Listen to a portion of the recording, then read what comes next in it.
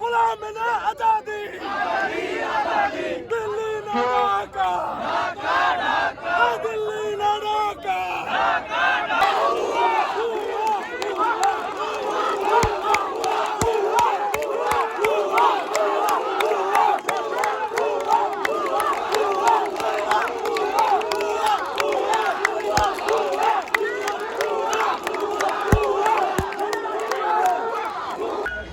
জেলা ম্যাজিস্ট্রেটের পক্ষ থেকে এখানে আপনাদের কথা শুনতে এসেছি। স্যার একটি মিটিং এ আপনাদের এই বিষয়গুলো নিয়ে মিটিং হচ্ছে উপরের মহলের সাথে, তো এই জন্য ব্যস্ত আছে। আমাদের দুইজনকে পাঠিয়েছে, ডিডিএলজি স্যার, আমি, আমাদের এডিশনাল এসপি দুইজন আছেন।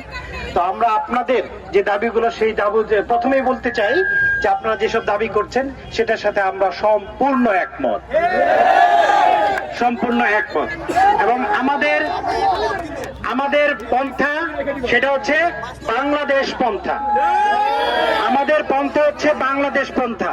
আপনাদের যে দাবি, সেই দাবির সাথে প্রশাসন একমত এবং একাত্মতা ঘোষণা করছে।